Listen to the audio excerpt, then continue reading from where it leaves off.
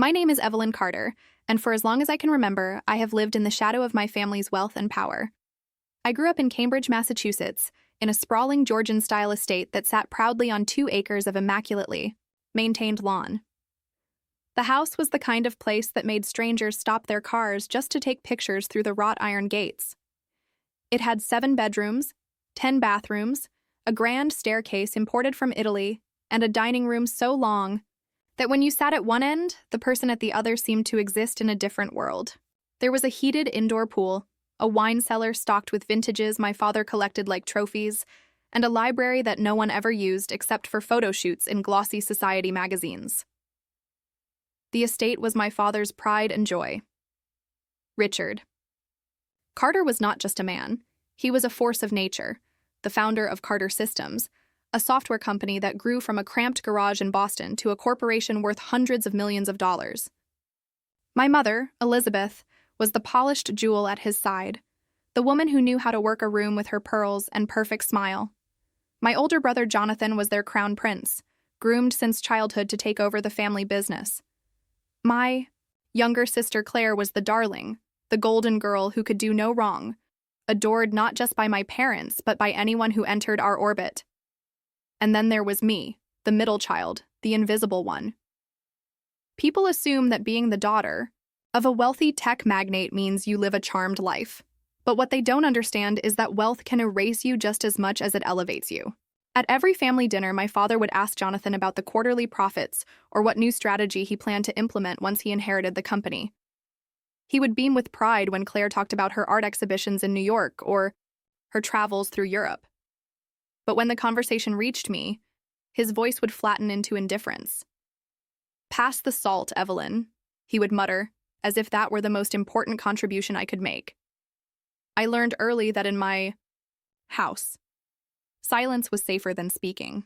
Silence kept me from being mocked or dismissed, from being compared unfavorably to my siblings. But what my family never realized was that silence is not weakness. Silence sharpens observation. It teaches you to notice what others miss, to listen between the lines, to plan in secret. My invisibility became my weapon. By the time I was 18, I knew I wanted to build something of my own.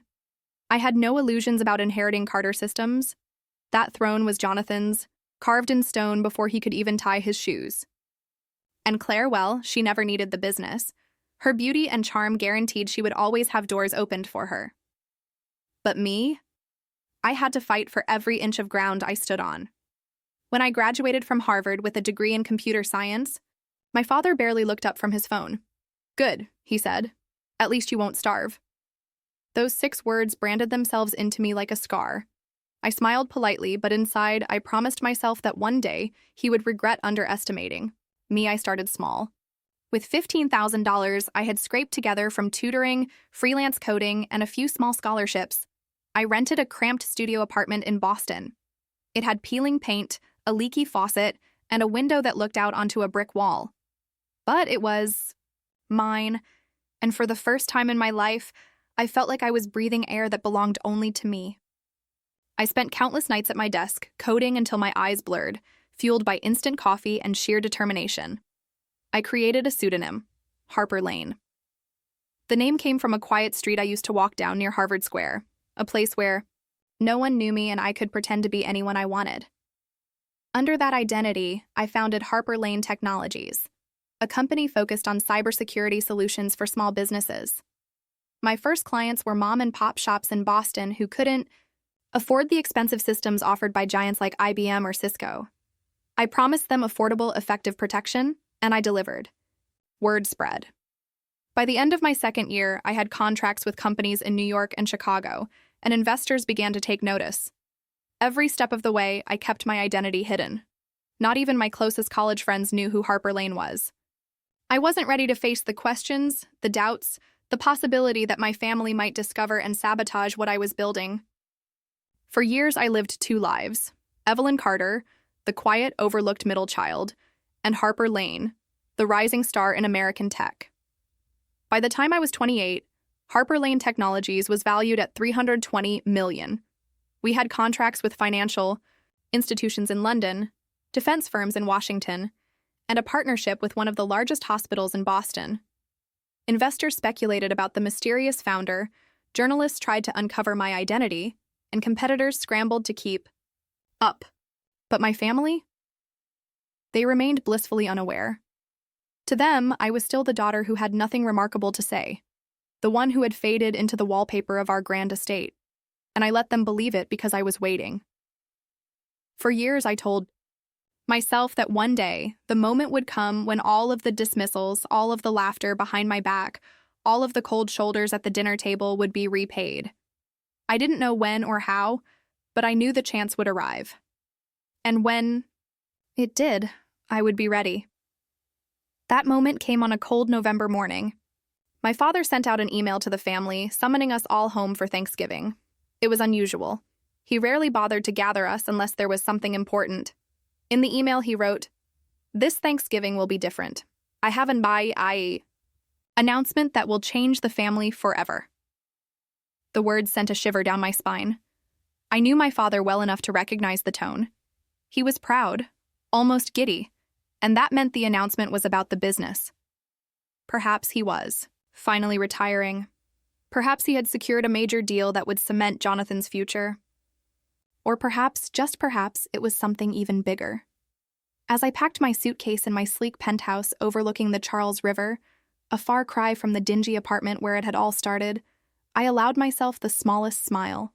My father believed he was about to surprise us. What he didn't know was that I had a surprise of my own. For the first time in my life, I wasn't just coming home as the overlooked middle child. I was coming home as the woman who held the power to rewrite the Carter legacy forever, and though none of them knew it yet, this Thanksgiving would mark the beginning of a reckoning. The Carter estate always looked its grandest during Thanksgiving. The driveway glowed with lanterns that lined the cobblestone path, leading up to the white-pillared entrance. Inside, the air was thick with the scent of roasted turkey, glazed ham, cinnamon pies, and the faint polish of freshly waxed oak floors. The dining room, my father's stage for every grand proclamation, had been set with crystal glasses, sterling, silver cutlery, and porcelain dishes imported from London decades ago. Each place setting carried our family crest engraved in gold. My mother, Elizabeth, floated around the table with the precision of a conductor, straightening napkins that didn't need straightening, repositioning candles by fractions of an inch, and whispering to the staff to refill wine glasses before anyone asked. Her sapphire necklace sparkled under the chandelier light, a family heirloom she wore whenever she anticipated guests or announcements. Jonathan sat across from me, slouched casually in his chair, radiating arrogance. He wore a navy blue Armani suit paired with a Rolex Daytona worth nearly $75,000. He tapped the watch against the edge of his water glass as if daring me to notice.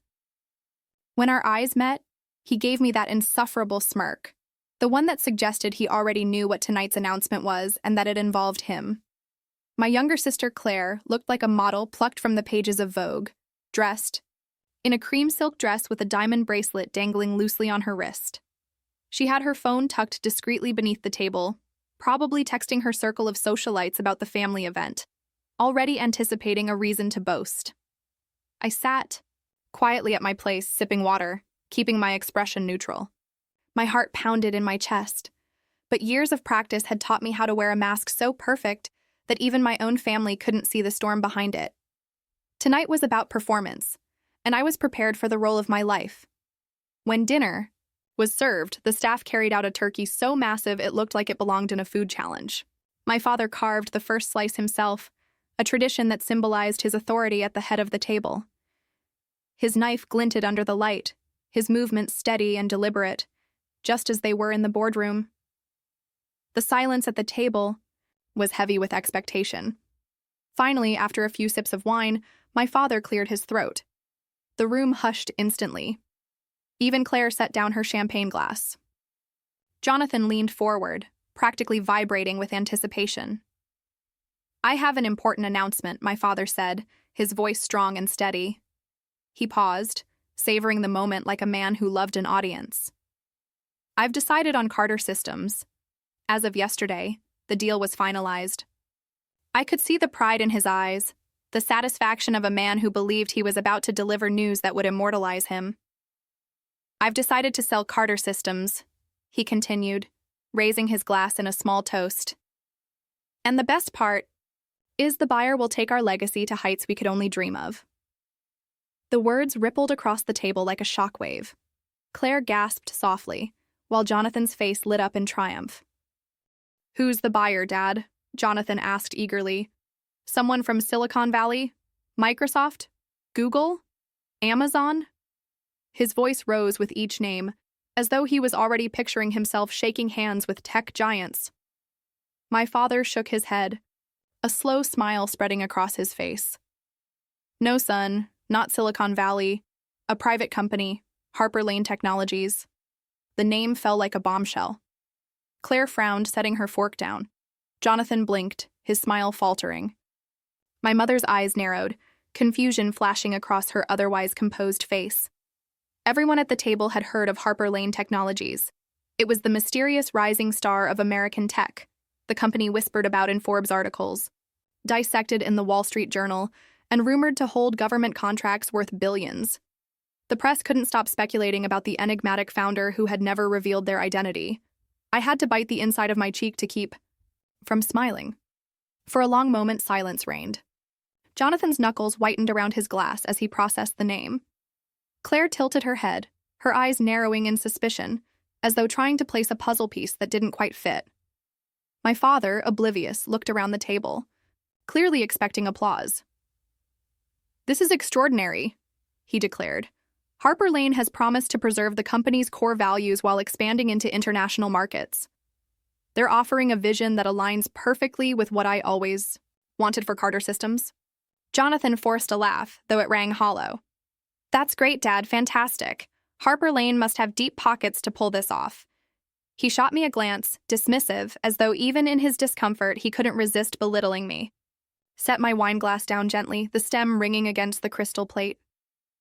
My hands didn't shake, though adrenaline surged through my veins. The moment I had envisioned for years, the reveal that would shatter their world, was here.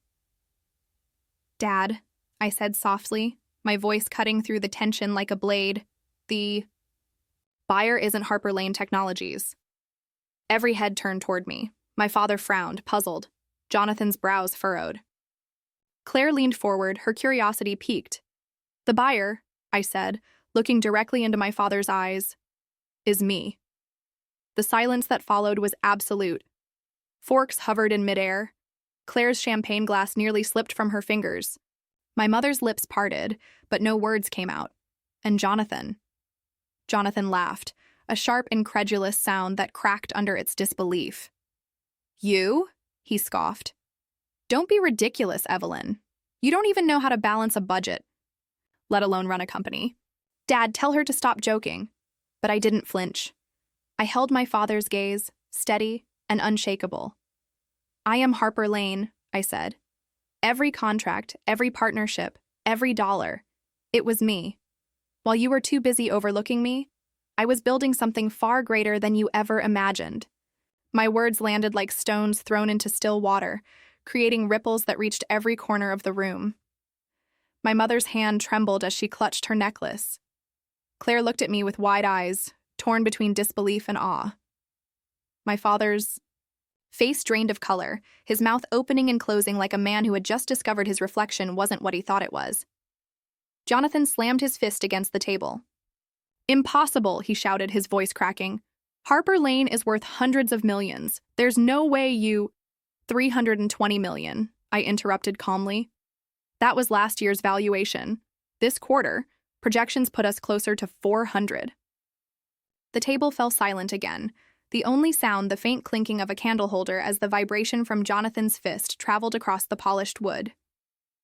For the first time in my life, I wasn't the invisible middle child. I was the storm, and they had no idea what was about to hit them.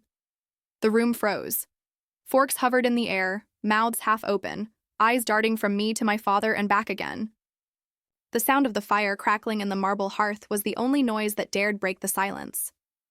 My father's eyes, sharp as steel, widened in disbelief. His voice came out low, tight and controlled, the kind of voice he used in boardrooms when something didn't go his way. "What are you talking about, Evelyn?" he asked, his words clipped. I leaned forward, locking my gaze on Jonathan first before returning to my father. "I am Harper Lane. Every deal, every breakthrough, every contract, it was me. While you were all too busy dismissing me, I was building something far greater than Carter Systems could ever dream of being." Jonathan's face flushed crimson.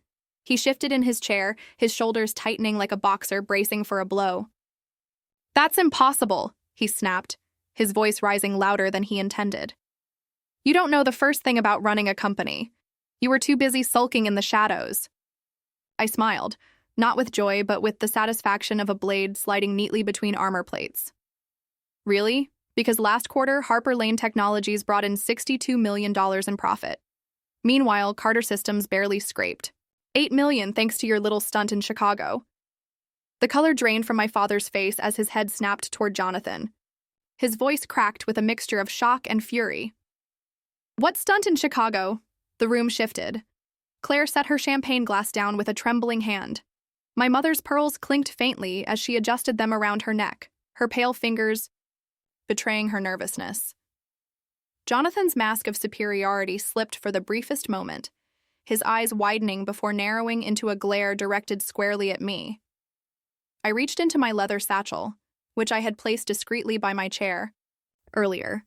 From it, I pulled out a sleek black folder and slid it across the polished mahogany table toward my father. The folder landed with a dull thud that echoed louder than any words I could have spoken. "Go ahead," I said evenly. "Take a look, Father opened it, his hand steady at first but trembling as he turned the pages. Inside were documents, emails, transaction records, shell company filings, all meticulously gathered and cross-referenced by my team of forensic accountants. Every page screamed Jonathan's name. Money siphoned off through shadow accounts. In Chicago. Funds disguised as marketing expenses. Contracts were awarded to companies he secretly owned. "You think no one notices your corruption?" I asked, my voice calm, almost gentle, though the weight of my words landed like hammer blows. "You nearly bankrupted Carter Systems. That's why you had to sell so urgently. You thought it was timing. But the truth? It was survival. You were trying to save the company from your own son's greed." Jonathan's hands balled into fists on the table. "This is a lie!" he shouted, his voice cracking. "She forged this. She's jealous, Dad. Can't you see? She's trying to destroy me because she knows she'll never be you." My father's jaw clenched as he scanned another page. His lips thinned into a line so sharp it looked as though he'd cut himself if he spoke. "The documents are real," he said finally, his voice hollow, as though the air had been sucked from his chest. "I recognize the signatures. I recognize the accounts." He lifted his eyes to Jonathan, a man who until tonight had been his pride and legacy. "You stole from me." Jonathan pushed back his chair with a screech against the floor, his face twisting in panic. "I did what I had to. Do. You don't understand the pressure I've been under. You expect me to live up to your impossible standards, but you never gave me the reins. I had to carve my path. By laundering millions?" I shot back, my voice sharp enough to cut. "By gambling with the very company you were supposed to inherit?" Claire, who had been silent until now, whispered, "Jonathan, tell me this isn't true." Her eyes shimmered, her voice shaking, torn between loyalty to her brother and horror at what she was hearing. Jonathan turned on her like a cornered animal. "Shut up, Claire. You don't know anything about running a company. You don't know what it's like to carry this family's name on your back." Tears welled in her eyes, but she didn't speak again. My mother, pale and trembling, finally found her voice. "Richard," she whispered to my father, "please, this can't all be true. He's our son." My father stood slowly, the documents trembling in his hands. His face was ashen, his authority cracking under the weight of betrayal. "He was supposed to be my successor," he muttered, more to himself than to us. "The one who carried everything forward, and instead—" He turned to Jonathan, his voice breaking. "You destroyed it." Jonathan slammed his palm on the table. "Don't pin this on me. You made me this way. You gave me everything then, reminded me every day that I was never enough. So yes, I took what I thought I deserved. I rose from my chair, my voice steady and unyielding. And in doing so, you nearly ruined all of us. You thought no one was watching, but I was. I've been watching for years, Jonathan. While you played the prince, while Claire played the darling, while Dad basked in his empire, I was building something of my own. And when you stumbled, I was there to see every misstep. The silence that followed was suffocating. My father lowered himself back into his chair, his face buried in his hands. My mother's tears glistened as she dabbed at them with a napkin, her perfect composure cracking for the first time in my life. Claire looked at me with something unfamiliar in her eyes. Respect, maybe, or perhaps fear. And Jonathan? He stood, there, shaking, torn between rage and shame, but with nowhere left to run. His empire of lies had crumbled in front of him, and I had been the one to pull the thread. For years, I had dreamed of this moment. I thought I would feel triumphant, vindicated, and powerful. And in some ways, I did. But beneath it all, there was something heavier, darker. A grief for the family that had never been whole. A mourning for the truth that had always been buried under wealth and pride. Still, I did not waver. Because tonight was not just about revenge. Tonight was about reckoning. The silence that settled over the dining room after Jonathan's collapse was heavier than any I had ever known. It pressed down on us like the chandelier above the table might crash to the floor at any moment. For years, I had been ignored at this table, dismissed, overlooked, treated as little more than background noise. But now, for the first time in my life, every pair of eyes was on me. And they weren't looking through me anymore. They were staring, with fear, respect, and something that bordered on awe. I straightened my shoulders, folding my hands neatly on the tablecloth. I didn't buy Carter Systems for revenge, I began softly, my voice steady, controlled. I bought it to protect the Carter name from being dragged through the mud. From this moment forward, Carter Systems and Harper Lane Technologies will merge, and I'll run it, alone. The words seemed to hang in the air, too heavy for anyone to grasp at first. My father tried to speak, but his voice cracked, trembling with something I had never seen in him before, uncertainty. Evelyn, you don't understand. I understand. Perfectly, I cut in, my tone sharper than I intended. You underestimated me, all of you did. But while you were busy parading Jonathan as the heir and Claire as the golden child, I was learning. Invisibility taught me to see everything you missed. And now, the middle child you ignored owns the dynasty you thought would always belong to Jonathan.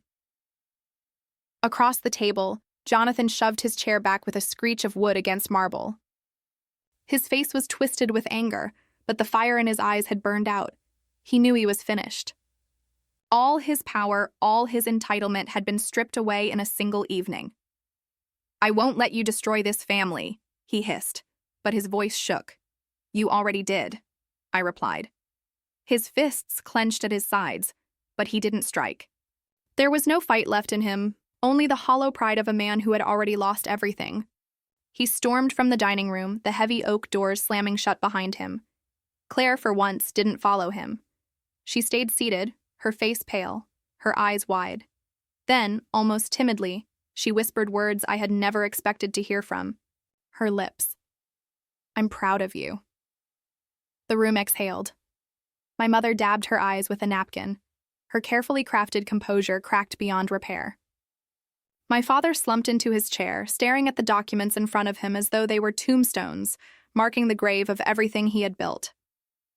That night marked the end of the Carter family as I had always known it, and the beginning of something new. The weeks that followed were nothing short of chaos. News of the acquisition spread like wildfire through Boston, New York, and across the Atlantic. Mysterious tech giant Harper Lane revealed to be Carter heiress, blared across the front page of the Wall Street Journal. Reporters camped outside my penthouse, eager for a comment, a photo, a glimpse of the woman who had fooled the entire industry. Some hailed me as a visionary, others called me ruthless. Both were true. Inside the family, the fallout was seismic. Jonathan's Corruption came under investigation almost immediately.